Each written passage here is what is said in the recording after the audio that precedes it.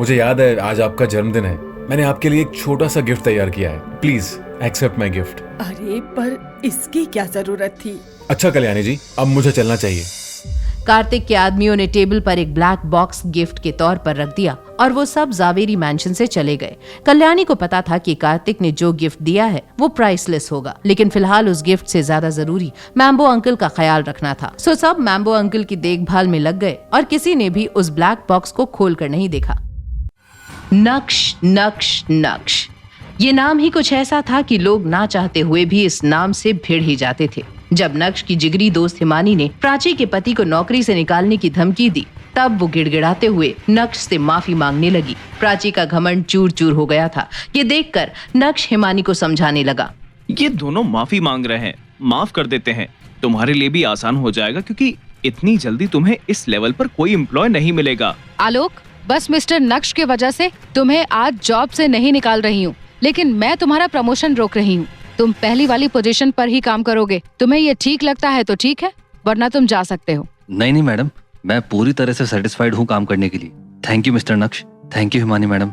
शुक्रिया अदा करके प्राची और आलोक वहाँ से चले गए। वहीं कार्तिक और हिमानी नक्श को सूरत शहर के सबसे बेस्ट रेस्टोरेंट बोहो लेकर चले गए, जहाँ पर उनके पुराने दोस्त आकाश और रवीश उनका इंतजार कर रहे थे। नक्श ने उन्हें देखते ही गले लगा लिया। अरे आकाश, ओ वाओ, अरे रवीश भाई तुम भी यहाँ? नक्श भाई कैसे हो आप? पिछले कई सालों से हम आपको ढूंढ रहे थे। आज आपको देखकर बहुत खुशी हो रही है। आकाश, मुझे कार्तिक ने बताया कि बोहो तुम्हारा रेस्टोरेंट है। क्या बात है, तुम सभी अपनी लाइफ में काफी आगे बढ़ गए हो। मुझे बहुत खुशी और गर्व महसूस हो रहा है कि मैं तुम लोगों के काम आ सका। थैंक यू सो मच नक्श फॉर एवरीथिंग। तुम अभी भी वैसे ही हो, बिल्कुल नहीं बदले। रवीश की सिक्योरिटी प्रोवाइड कराने की एजेंसी थी। कुछ ही देर बाद अचानक हिमानी वहाँ से उठकर बाहर चली गई और अपने साथ एक स्पेशल बॉक्स लेकर आई और बोली, मिस्टर नक्श, ये गिफ्ट हमने कुछ साल पहले आपके लिए खरीदा था। हमने तो इसे आप तक पहुँचाने की उम्मीद छोड़ ही दी थी, लेकिन आज हमारी किस्मत में आपसे मिलना लिखा था। ये लीजिए, हमारी तरफ से आपके लिए एक तोहफा। Thank you Himani, thank you everyone. Thank you नहीं भाई, गिफ्ट तो खोलो। वाह, ये गाड़ी बहुत ही ज्यादा विंटेज है और बहुत ही सुंदर। ये काफी महंगी होगी ना? तुमने जो किया है हमारे लिए, उसके मुकाबले तो ये कुछ भी नहीं है भाई। आई एम सॉरी, मेरी वजह से तुम सबको बहुत परेशानी हुई। मैं ऐसे बिना बताए तुम सबकी जिंदगी से गायब हो गया, पर ये मेरा वादा है कि अब ऐसा कभी नहीं होगा। अब एक टोस्ट करते हैं हमारी दोस्ती के नाम।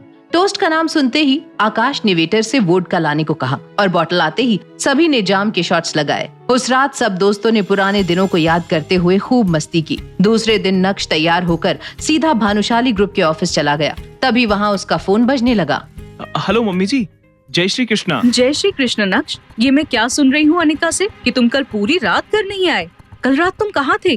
कैसे हो तुम? सब ठीक तो है ना? मैं ठीक हूँ मम्मी जी। वो कल अच्छा सुनो, वो मैंने तुमसे कहा था ना कि तुम्हारे पेरेंट्स का टेस्ट करवाना है। यस मम्मी जी, मैं अपने पेरेंट्स को कल बुला लेता हूँ और फिर आप और अनिका भी हॉस्पिटल आ जाओ।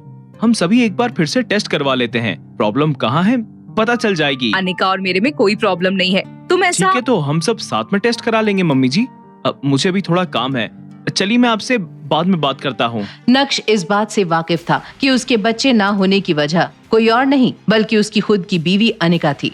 अनिका नक्श को अपने पास ही नहीं आने देती थी और इसीलिए नक्श चाहता था कि आईवीएफ टेस्ट में सब दूध का दूध और पानी का पानी हो जाए।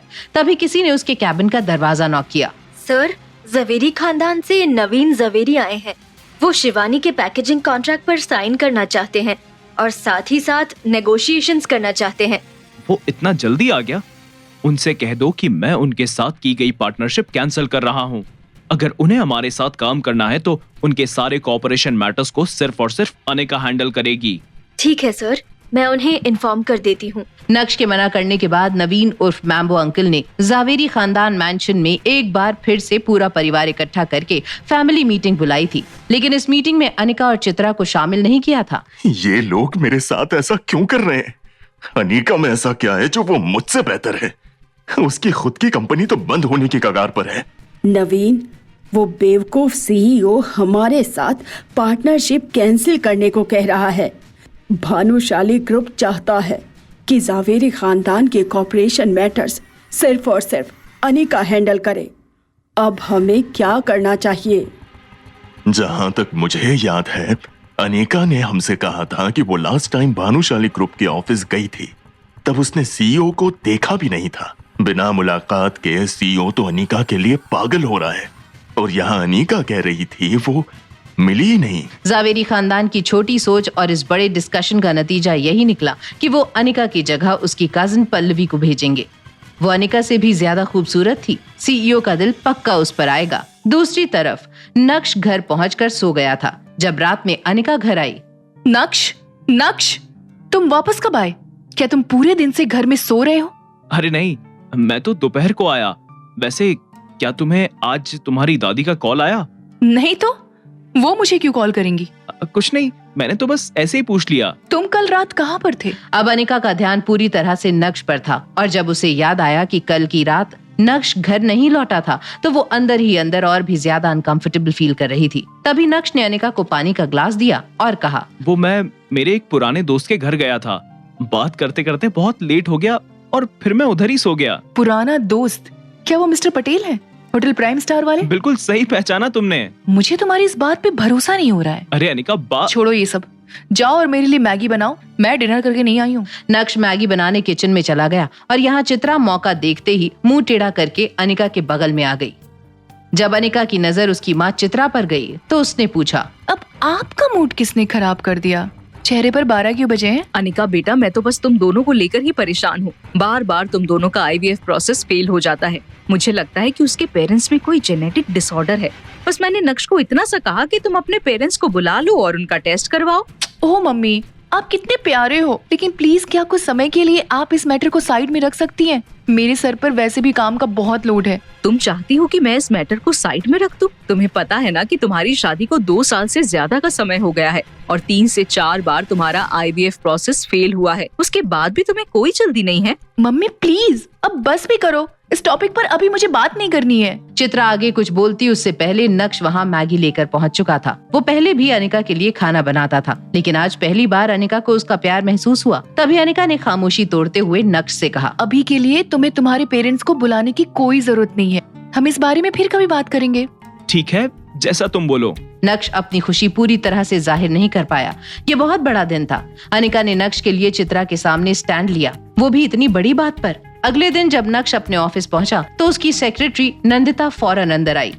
सर, जवेरी फैमिली ने कोलैबोरेशन की बात डिस्कस करने के लिए किसी को भेजा है। उनका नाम पल्लवी जवेरी है। उनसे कह दो सर आज बिजी हैं। पल्लवी के साथ वही हुआ जो होना था। जब उसने अपनी हार की ये खबर कल्याणी को सुनाई तो उसका चेहरा गुस्से से लाल हो गया। कल्याणी अब बेबस थी और उसके पास अनिका को कॉल करने के अलावा और कोई चारा नहीं था। दूसरी तरफ अनिका अपनी माँ चित्रा के साथ शॉपिंग कर रही थी। इसी बीच अचानक से अनिका का फोन बजा। हेलो दादी। अनिका, आज तुम्हारी दादी को तुमसे एक हेल्प चाहिए। क्या तुम अपनी दादी की हेल्प करोगी? हेल्प? बेटा, बात ऐसी है कि हमारे और भानुशाली ग्रुप के बीच में जो पार्टनरशिप हुई है, उसे लेकर मैंने ये तय किया है कि अब उसे सिर्फ और सिर्फ तुम हैंडल करोगी। तुम्हें कल भानुशाली ग्रुप जाना होगा और उनसे बात करनी होगी। सॉरी दादी, आपने ये मैटर मैम्बो अंकल को संभालने के लिए दिया था, तो मुझे लगता है कि अब आपको मैम्बो अंकल को ही सारी प्रोसेस की रिस्पॉन्सिबिलिटी देनी चाहिए। चलिए दादी, मेरे पास और भी बहुत काम है, बाद में बात करती हूँ। जय श्री कृष्णा। यहाँ अनिका खुश थी दादी को ना बोलकर, तो दूसरी तरफ नक्श प्राइम स्टार होटल पहुंच गया था कार्तिक के साथ लंच करने के लिए, जहाँ कार्तिक उसका एक ब्लैक कलर के बॉक्स के साथ इंतजार कर रहा था। आओ नक्श, बैठो। ये लो, इसे मैंने खास तुम्हारे लिए प्रिपेयर किया था। इस अमानत को मैं पिछले 4 सालों से अपने साथ संभाल कर रखा है। कार्तिक, तुम मुझे पहले ही एक बहुत बड़ा गिफ्ट दे चुके हो। अब मैं इस अमानत को नहीं ले सकता। ये चीज मेरे किसी काम की नहीं है। मेरी हेल्थ एकदम परफेक्ट है। तुम पहले भी कमजोर थे और अभी भी कमजोर नजर आ रहे हो, इसीलिए स्पेशली इस चीज को मैंने तुम्हारे लिए ढूंढा था।